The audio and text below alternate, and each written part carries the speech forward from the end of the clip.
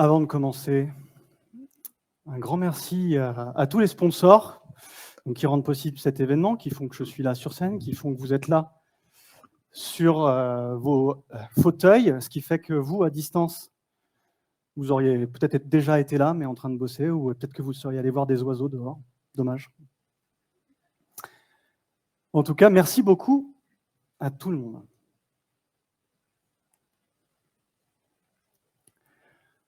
J'habite aujourd'hui à Lyon, mais en 2013, j'habitais à Paris, une ville que j'aime beaucoup. Ça existe. J'avais un petit appart à côté des Buttes-Chaumont, je ne sais pas si vous voyez, c'est pour moi le plus beau parc de Paris, au nord-est. Et je prenais tous les matins le métro pour aller sur les Champs-Élysées, pas loin de l'Arc de Triomphe, dans une grande web agency d'une grande boîte de communication juste à côté de l'Arc de Triomphe. J'étais chef de projet en mode pompier, ça veut dire sur un projet déjà en retard. J'arrivais le matin à 8h30, je repartais vers 20h30, 21h tous les jours. Une demi-heure pour manger le midi, aucune pause dans le reste de la journée.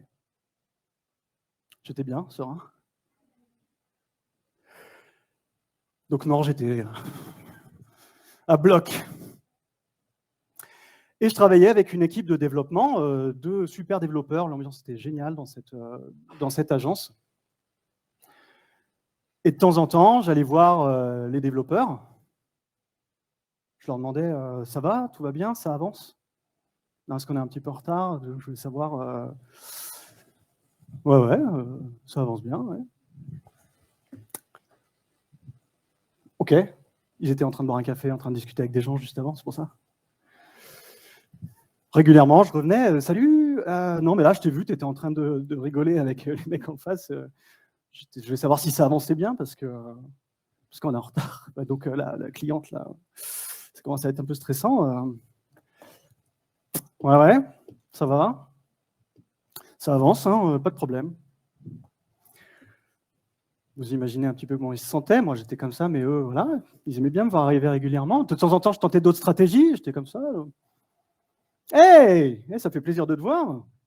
Non, je passais par là, comme ça. Oh, non, ça va. Non, je voulais savoir. Ça va bien, tout va bien? Ouais, ok. Donc, ça ne m'arrangeait pas moi, ça les dérangeait eux. Et je faisais ça tout le temps. Ça nous mettait une bonne relation entre nous. En fait, il y avait un truc. Il y avait un truc comme ça qui me posait. Il y avait un problème là. Moi, je suis en retard. Je vois que les mecs, ils boivent des cafés, qu'ils discutent avec les copains. En soi, ok, mais dans la situation, moi, ça me posait un problème. Un problème que j'aurais aimé qu'ils traitent, c'est-à-dire que j'aurais aimé qu'ils bossent. C'était en 2013, ça va, me jugez pas. Et eux, ben, voyez, enfin, oui, ben non, ça avance, c'est bon. Et donc, je recommençais. Et cette conférence, elle parle de ça. Tous ces trucs-là qu'on voit, ils sont sous nos yeux, il y a un problème. Il y a des gens qui doivent le traiter, ils ne le traitent pas. Et on vient leur expliquer qu'il y a un problème, qu'il faut qu'ils le traitent, et ils ne le traitent pas, et ainsi de suite, et ainsi de suite, et ainsi de suite. Pour vous mettre quelques exemples.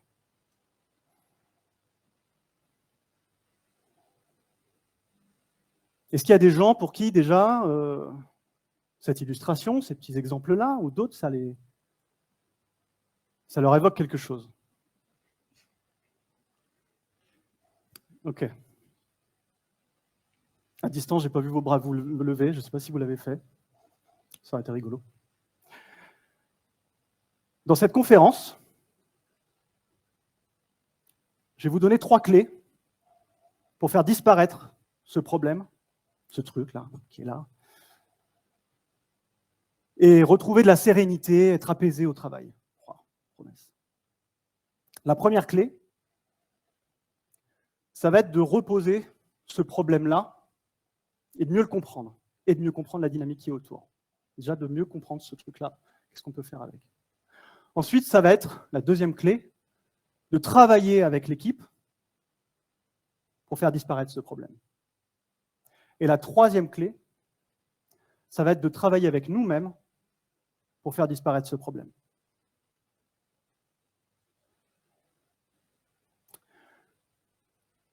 Donc là, on a un problème avec des gens qui ne règlent pas le problème, c'est un problème, et le fait que je leur en parle, c'est un problème. Ça va, vous suivez jusque-là? Si ce n'est pas le cas, quand même, au cas où, on reprend un petit peu pour mieux cerner tout ce qui se passe. Donc moi, déjà, le problème là que je vois, c'est un dysfonctionnement, c'est une faille. Il y a quelque chose qui dysfonctionne. Et la première chose, c'est la relation que j'ai, moi, avec cette faille. Je vois la faille, et je sais potentiellement comment la corriger. Ensuite, il y a la relation entre l'équipe et la faille.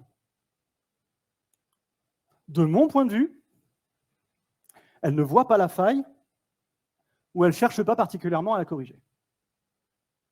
Et ça, c'est la situation problématique pour moi. Ensuite, il y a la relation entre l'équipe et moi. Le fait que je leur dise qu'il y a une faille, qu'il faut la corriger, qu'ils ne m'écoutent pas, que j'essaie de leur faire comprendre qu'il faut faire quelque chose et qu'ils ne le font pas.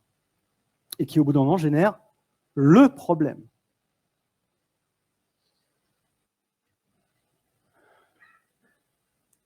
Si on zoome un petit peu, entre moi et l'équipe, qu'est-ce qui se passe?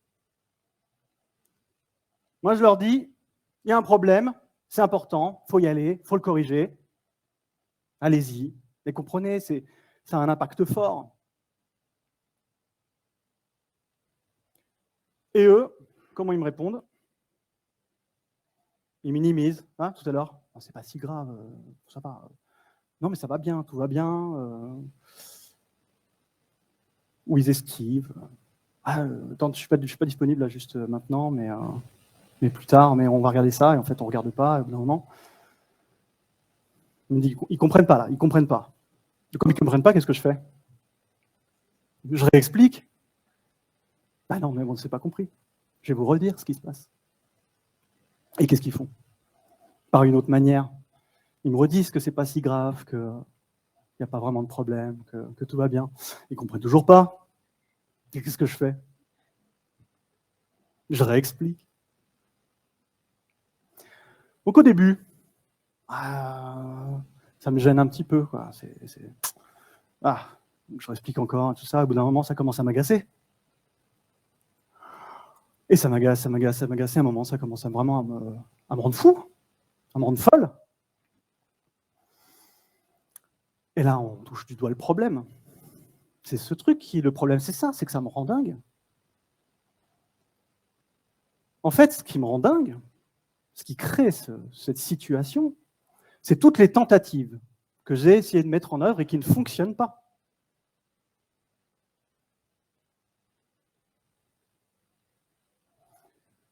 Donc, qu'est-ce qui se passe? Comment on peut essayer de comprendre pourquoi je me fourre là-dedans? Pourquoi je continue à m'enfoncer? Et après, on verra comment s'en sortir. La première chose, c'est que je me construis une vision du monde dans ce cadre-là, professionnel,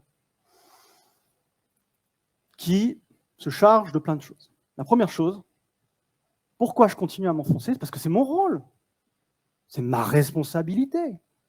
Si je suis Scrum Master, dans le Scrum Guide, il est écrit que mon rôle, c'est de faire en sorte que l'équipe s'améliore, qu'elle fonctionne, de lever les blocages, les gênes. Donc ce truc-là, là, il faut le corriger et de les aider à le faire. C'est mon rôle, je dois les aider. Si je suis coach agile, c'est à peu près la même chose.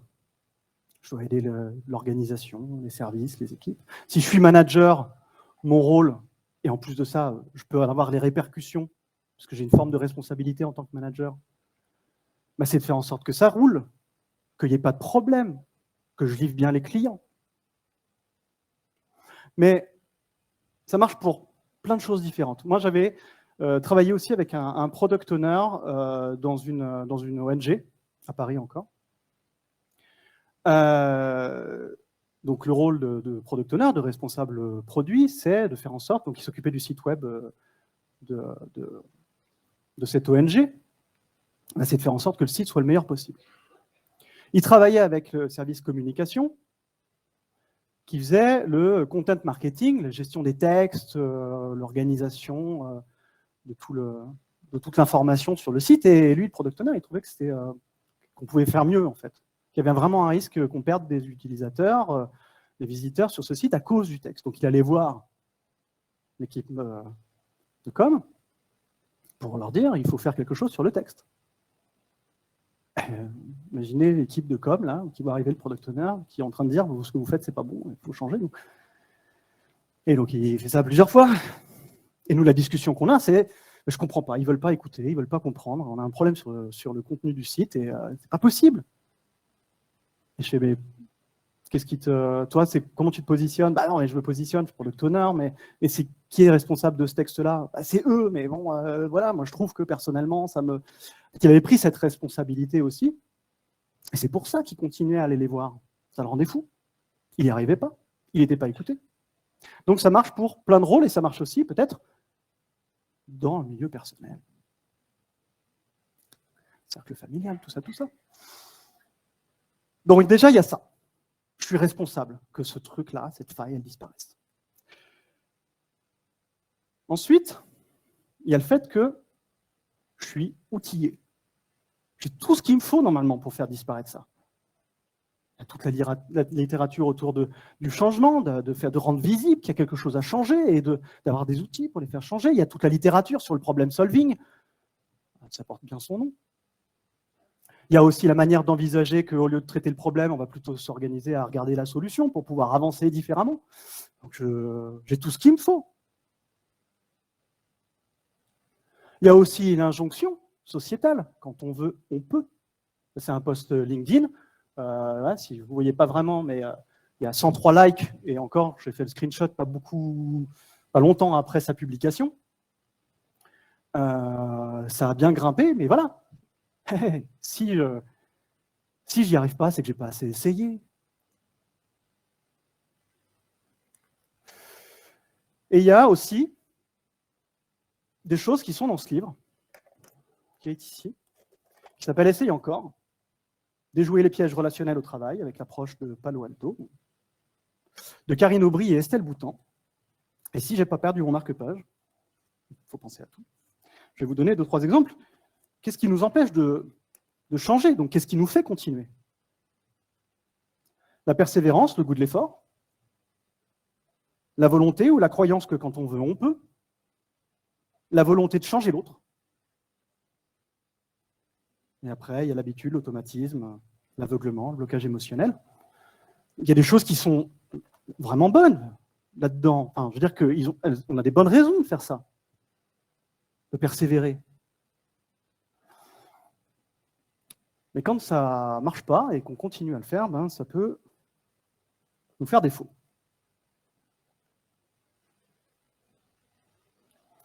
Parce que cette vision du monde, quand ça ne marche pas, alors que j'ai essayé plein de fois, à un moment donné, ça va être de plus en plus lourd à porter.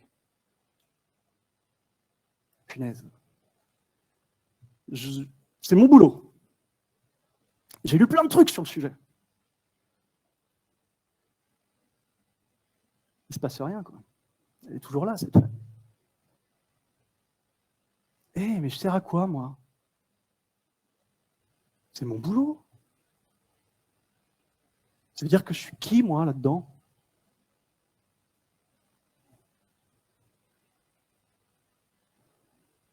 Donc, qu'est-ce que je fais avec ça? Comment je réussis à repartir et à sortir de ce cercle-là? Il va falloir changer de stratégie. Chercher à régler le problème plus que la situation problématique, parce que c'est le fait d'avoir essayé de régler cette situation problématique qui m'a mis là où je suis actuellement. Donc on a dit, rappel, le problème, c'est le fait que j'ai essayé plein de fois la même chose, qui m'a toujours donné quelque chose qui ne fonctionne pas. Donc on va, je ne vais pas le faire, voilà, on n'est pas tous Michael Jackson, on va lui marcher son approche. Pardon, ah. Donc si je suis arrivé avec l'équipe, peu importe, les personnes qui sont en charge de gérer le dysfonctionnement, que je suis arrivé en disant « J'ai la solution, il faut la mettre en place, allez-y, mais elle est géniale !» Et que j'ai fait ça plusieurs fois et que ça ne marche pas, je vais essayer plutôt de proposer la solution. Ben voilà, j'ai pensé à quelque chose, je ne sais pas ce que vous en pensez, je pose ça là, discutons-en. Si l'équipe n'a pas envie d'en discuter, en tout cas pas de cette solution-là, je vais essayer de co-construire la solution. Ok, il y a ce problème-là, il est important, il faut qu'on trouve une solution. Comment on pourrait régler ce problème-là? Si elle ne veut pas co-construire la solution, je vais déjà essayer de les convaincre que la faille, elle est réelle, elle a bien une existence. En disant, voilà, moi j'ai vu ce truc-là, c'est un problème réel, machin, qu'est-ce qu'on fait? Est-ce que l'équipe qui est en charge prend la responsabilité de gérer la solution? C'est une chance qu'on peut avoir.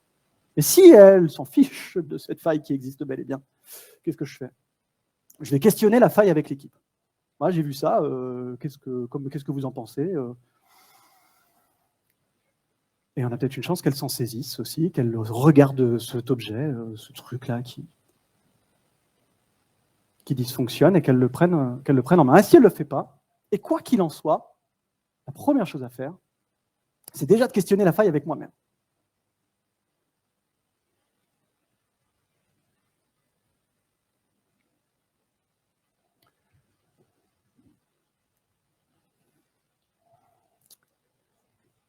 Ce qu'il va falloir faire, c'est d'éclipser la cape, là, la poser bien gentiment au sol, avec toutes ces injonctions. Je suis la bonne personne pour faire ça, je suis outillé pour le faire, on ne peut pas ne pas traiter ça, il faut absolument réagir. Et je vais juste essayer de prendre du recul et me dire, je suis moi-même, Grégory, là, qui regarde ce dysfonctionnement et qui se dit, ok, a priori, je suis la seule personne qui voit ça. Pour l'instant, en tout cas, je travaille avec des gens, ils ne la voient pas, donc pour l'instant, je suis tout seul à voir cette faille. Donc, c'est quoi cette faille? Et plutôt que de m'affirmer avec toutes ces injonctions, je vais essayer de me questionner. Donc, qu'est-ce que je vais faire? Je vais d'abord factualiser cette faille pour essayer de diminuer le rapport émotionnel que j'ai avec elle. Tu ne devrais pas exister, mais c'est pas possible. Ok, non. Salut, bonjour, Grégory. Bonjour, faille. Qui es-tu? Je vais t'expliquer. Et ce qu'on va voir juste après, et ce questionnement, je l'ai fait avec un Scrum Master qui travaille avec une équipe et qui, au cours de notre discussion, me dit, bon, dans mon équipe, là, j'ai repéré quelque chose, là, il y a un bug qui a été détecté par un client, et il est là depuis 12 jours, et il ne se passe rien. Je suis allé voir l'équipe, et je leur ai demandé, coucou, j'ai vu un bug, ça fait 12 jours qu'il est là. Qu'est-ce qui se passe? Oh, oui, c'est Jean-Luc, c'est lui qui bossait dessus, mais il est parti en vacances. Ah bon.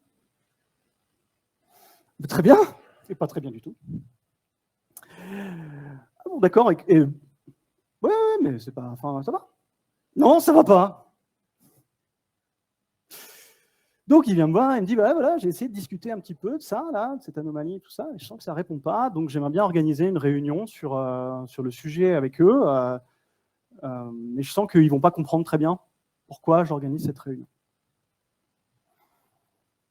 Donc ce que je lui propose, c'est une série de questionnements pour mieux comprendre ce qu'il a en face de lui et mieux savoir si ça vaut le coup de l'emmener à l'équipe.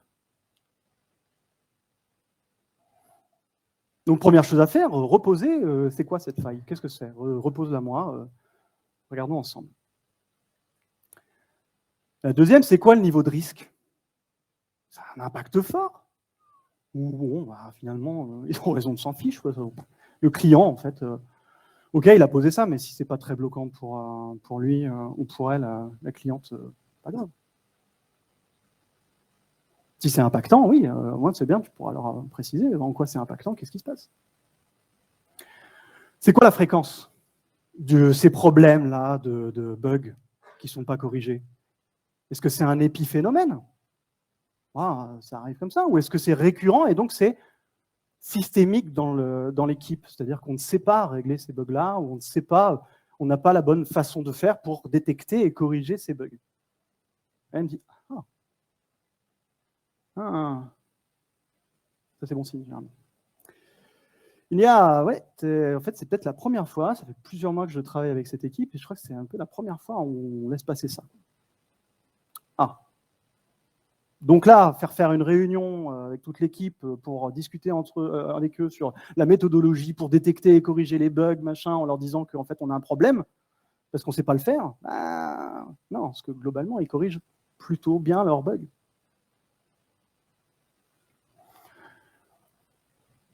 Et c'était le cas, là. Pour le coup, lui, c'était ça. Donc d'un seul coup, il s'est dit, bon, c'est peut-être pas si problématique. Bon, potentiellement, voilà, il y a d'autres choses qui se passent, et peut-être qu'elle est importante, cette faille, mais que moi, je ne suis pas écouté en tant que porteur de message. Est-ce qu'il y a d'autres personnes qui pourraient porter ce message-là? Est-ce que la personne qui est impactée par cette faille, elle pourrait témoigner, me donner des informations que je puisse amener, ou dire témoigner directement auprès de l'équipe? Si en plus elle a de la légitimité auprès de l'équipe, c'est bingo. Il peut se passer quelque chose. Au fin de compte, qui a mal? C'est ça la question, qui a mal? Est-ce que l'équipe a mal? Et dans ce cas-là, c'est facile, on va peut-être même régler directement. Est-ce que c'est la personne impactée par la faille qui a mal? Et dans ce cas-là, on va pouvoir la faire venir. Est-ce que c'est moi? Je me pose ces différentes questions. Si à ce stade-là, j'ai moins mal, comme mon Scrum Master, c'est que j'ai déjà commencé à travailler avec mon problème.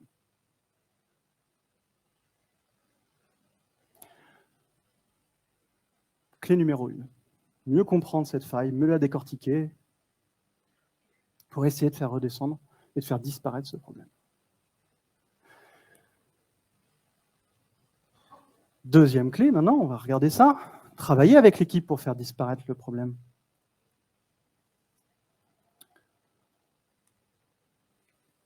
Revenons à notre magnifique dynamique qui nous fait tant de bien. Donc je tente de convaincre l'équipe qui se justifie, et ainsi de suite, ainsi de suite. Et je ne sais pas si vous avez en tête encore tout à l'heure l'équipe là qui je venais voir régulièrement, mais très gentiment, sans aucune arrière-pensée, pour leur demander si ça avançait, si tout allait bien. Bon, au début, voilà, ils me répondent gentiment, mais au bout d'un moment, ils ne me répondent plus très gentiment. Et en fait, les deux parties montent. Moi, de plus en plus, j'ai dit, ça m'agace, hein, je suis en retard. Posez dessus, s'il vous plaît.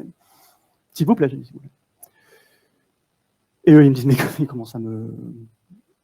J'en ai un, une fois, je suis arrivé, et je lui ai ressorti ce que je savais très bien faire. Salut, là, je t'ai vu, tu es encore en train de discuter. S'il te plaît, ce serait pas mal que tu bosses sur le sujet, quoi. Il me dit, écoute-moi, hier, je suis parti à 22h. Donc, s'il te plaît, tu me lâches.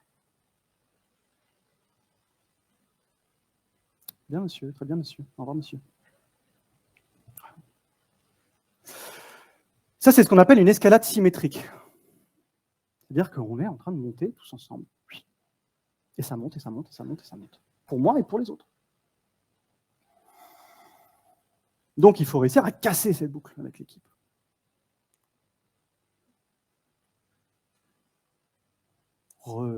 Faisons un pas en avant, tiens. Donc, je vais questionner la faille avec l'équipe.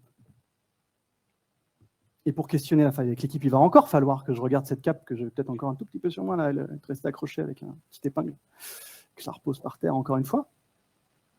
Et plutôt d'être la personne qui voit le truc et qui dit « allez-y, allez-y, allez-y », je regagne en humilité. C'est-à-dire qu'encore une fois, c'est comment j'arrive à séparer mon rôle et toutes ces fonctions, et moi, la personne que je suis, qui voit quelque chose. Et donc j'arrivais et je disais, il y a un problème, mais il faut le corriger. Comment on le corrige? Potentiellement, questionner la faille, ça peut être ça. C'est pas vraiment ça. Je vous ai mis un petit extrait d'un article super du Harvard Business Review. Un problème ne commence pas par une question, c'est un constat. Il crée l'adhésion car il est factuel et moins dépendant des croyances et des opinions. Donc, au lieu de partager le constat et de demander tout de suite à le corriger, et comment on le corrige déjà, posons le constat. Bon, voilà, moi j'ai vu ce dysfonctionnement. Personnellement, je ne comprends pas. Je ne vois pas très bien. Ça me paraît bizarre et ça, voilà. Mais voilà, vous en pensez quoi, vous, l'équipe Qu'est-ce que vous percevez de ça? C'est quoi, d'après vous, les impacts? Est-ce que c'est gênant? C'est pas gênant? Moi, ok, d'accord, mais donc discutons-en, tous ensemble. Et donc, changement de dynamique. Déjà, la première chose qu'il faut que je fasse avec ça, c'est d'enlever cette partie. Hein, vous voyez, ce que je transpose de ma vision sur la situation entre l'équipe et la faille, sur la situation problématique. Ils ne veulent pas corriger. Donc, ils ne veulent pas corriger. Ils ne voient pas la faille. Peut-être pas. Ils la voient, mais c'est pas grave. Donc, déjà, j'enlève ça. Et il faut évidemment que je revoie aussi ma relation avec l'équipe.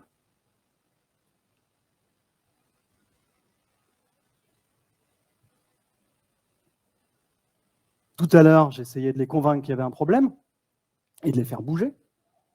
Ben là, comme je partage le constat, je vais commencer à écouter leur point de vue, comment ils se positionnent. Et en changeant cette dynamique-là, rien que ça, il y a des chances en tout cas, c'est pas sûr à 100%, on n'est pas, c'est jamais, en tout cas que la dynamique change de l'autre côté et que l'équipe peut répondre différemment, puisque je lui parle différemment. Et que moi, dans mon truc tout à l'heure, hein, ils ne comprennent pas, c'est pas possible. Ils sont nuls.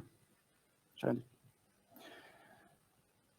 me dis, elle est bien placée pour me donner son point de vue, parce que quand même, c'est l'équipe qui va corriger ça, c'est eux qui vont s'occuper de ce truc-là. C'est quand même, s'ils sont là à leur place, ils ont un avis qui est sans doute très pertinent.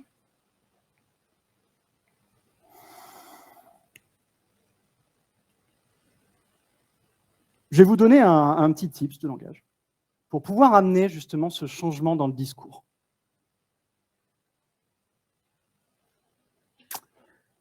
Je me rends compte que je n'arrête pas de vous dire qu'il y a un problème, alors que c'est peut-être un problème normal. Okay. Si je vous donne un exemple. Je travaille avec un chef de projet, parce que, et dans un cadre, en fait, j'ai des collaborateurs qui me remontent, qui sont des nouveaux arrivants, qui me remontent que leur rôle est flou. Ils sont un peu, des fois, il y a des trucs, ils sont un peu perdus. Et donc, je vais voir le chef de projet et je lui dis un truc hyper pertinent, fais une fiche de poste. J'ai dit, on ne me juge pas. Il dit, ouais, bonne idée. Ouais, pas de fiche de poste. Donc, je reviens le voir, je dis, j'ai encore eu des échos. Est-ce que tu pourrais, voilà, fiche de poste, ce serait cool. Bon, vous connaissez, hein, maintenant, la rengaine. Et un jour, je fais ça, en fait. Je vais le voir et je dis, écoute, en fait, je me rends compte, ça doit te saouler, que j'arrête pas de te demander de faire une fiche de poste. Et moi, enfin, ouais, je me suis rendu compte, à ta place, ça me rendrait... j'en pourrais plus, quoi. Déjà, merci de ne pas m'avoir explosé au visage. Donc, je vais arrêter de te demander ça. Peut-être qu'en fait, le fait que les postes soient flous, c'est peut-être bien, c'est peut-être normal. Peut-être que toi, ça te permet de faire des trucs. Peut-être que eux, ça leur permet de faire des trucs. Peut-être que le flou, c'est chouette. Quand même, ça peut paraître comme ça. Ce qui est fondamental avec cet exercice, c'est de croire sincèrement dans ce qu'on dit. Et je rigole pas, sinon c'est de la manipulation. Donc il faut vraiment, quand on se lance là-dedans et qu'on passe ce message-là, il faut vraiment être convaincu que ce qu'on veut, c'est que nous, on arrête de lui passer ce message-là. C'est tout. Et après, le reste, c'est la personne à qui on a communiqué ça, l'équipe en l'occurrence, qui fait ce qu'elle a à faire. Et des fois, elle ne réagit pas à ça, et des fois, il se passe des trucs. Et dans cet exemple avec mon chef de projet, en fait, dans les entretiens d'embauche, il s'est mis à reparler, s'assurer qu'en fait, le cadre du rôle était clair. Et voir s'il n'y avait pas d'autres choses, ça pouvait faire émerger d'autres choses. Il est allé voir chaque personne qui se plaignait de flou pour reclarifier cette mission-là. Et il n'a pas fait de fiche de poste. Et ce n'était pas grave.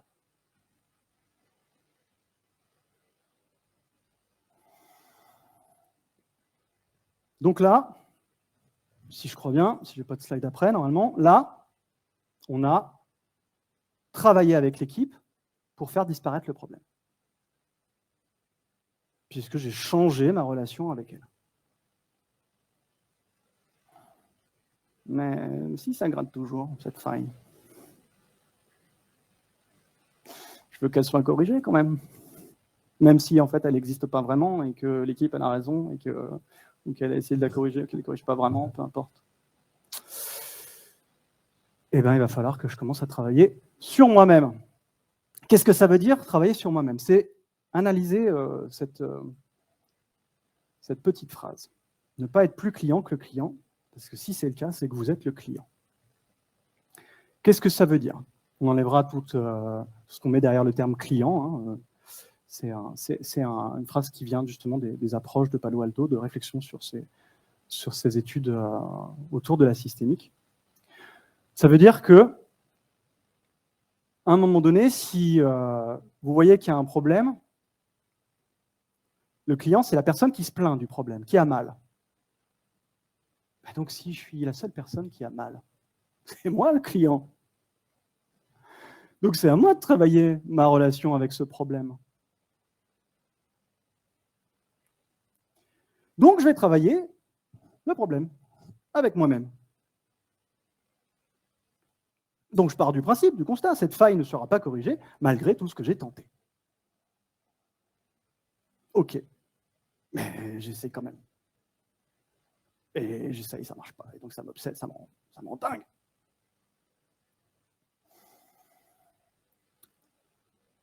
Donc, je vais vous proposer des choses pour essayer de travailler ça. La première, c'est de se projeter. Je rappelle encore, il y a une faille. Je suis la seule personne qui a mal vis-à-vis de ça. Si cette faille, elle n'existait pas, ou si je ne ressentais pas, comment je me sentirais? Comment ça irait? Est-ce que ça vaut vraiment la peine de me mettre dans cet état? Parce que je me sentirais tellement mieux si je ne me mettais pas dans cet état.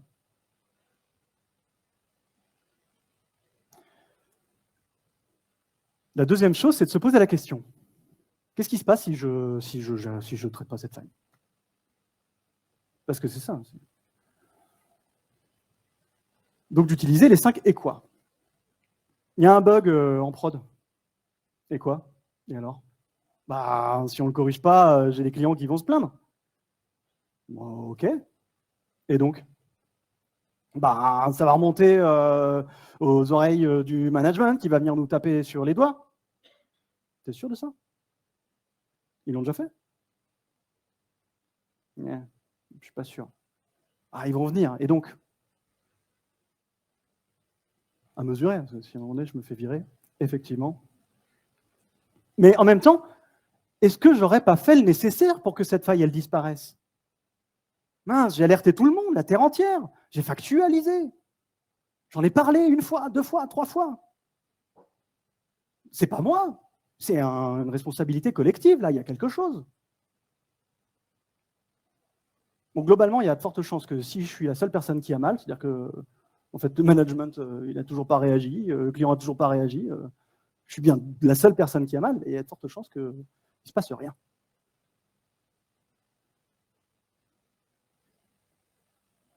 Si à l'issue de ça, ça va quand même mieux, peut-être qu'on a réussi à travailler le problème avec soi-même et le faire disparaître.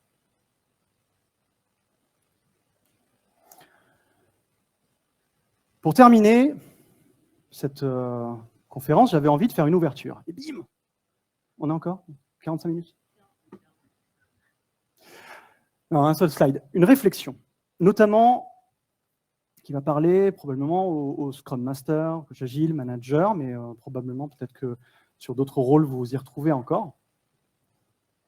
Le fait de dire il y a une faille, il faut la corriger absolument. Allez-y, il faut le faire. Est-ce que ce n'est pas empêcher le droit à l'erreur? Celui qui te permet de prendre un mur, mesurer et d'apprendre.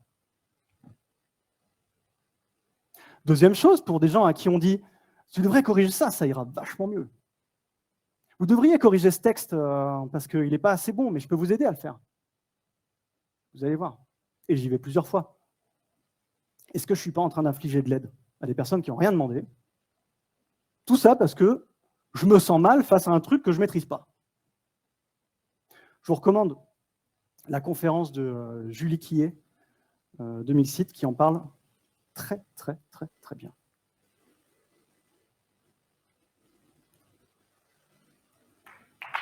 Merci beaucoup.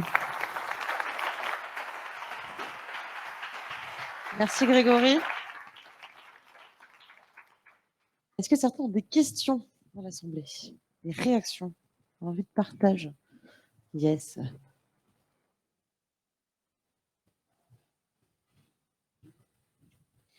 Une question, là tu parles de failles, mais qu'en est-il par exemple quand tu rencontres un problème plus fondamental où tu sais que tu as une archi qui à terme va se casser la gueule, bref, un problème de scalabilité?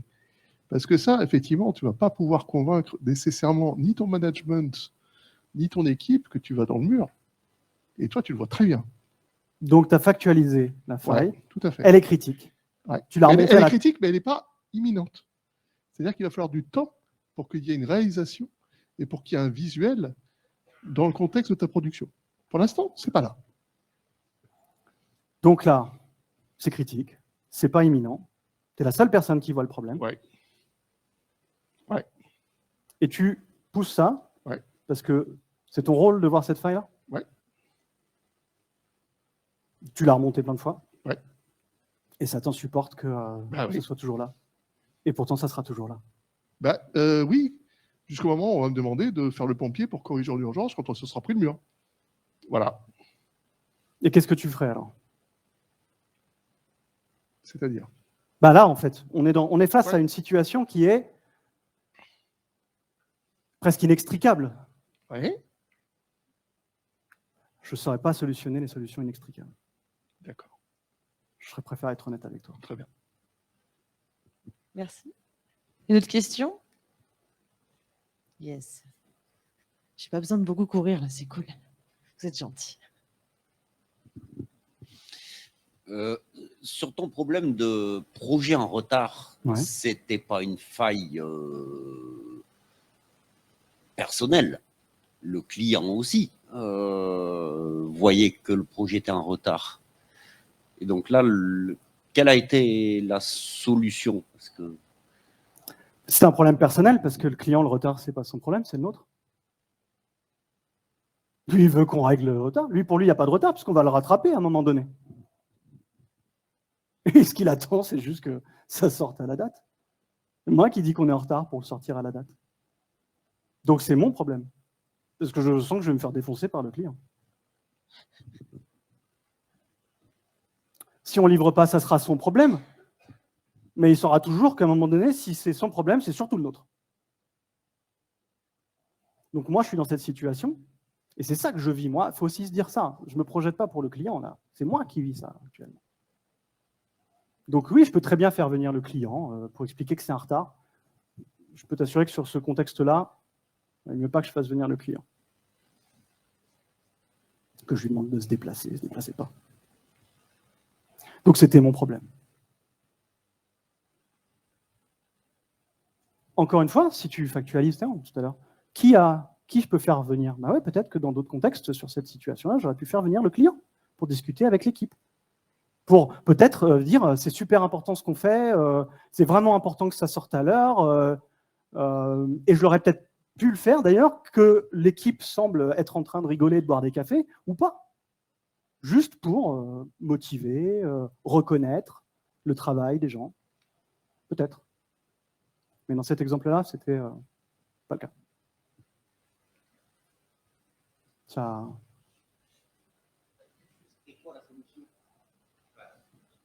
Tu veux que je te dise vraiment la solution?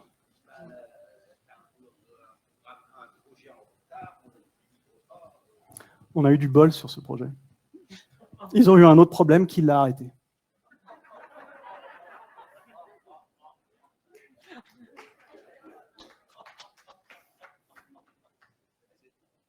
On était contents. Est-ce que quelqu'un d'autre aurait une question? Yes. Merci. Alors, c'est pas une question, c'est plus une réflexion personnelle. Sur la fin de ta conférence, j'ai beaucoup pensé à Davis Shadow. S'il n'y a pas de solution, il n'y a pas de problème. Voilà. Merci. Quelqu'un d'autre se sent de lever la main, me faire courir? Non, on est bon. Merci beaucoup, Grégory. Merci à vous. Merci.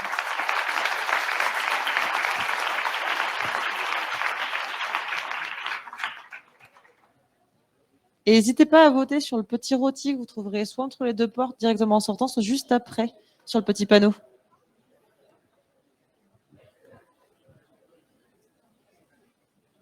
Est-ce qu'on peut couper les micros? Merci.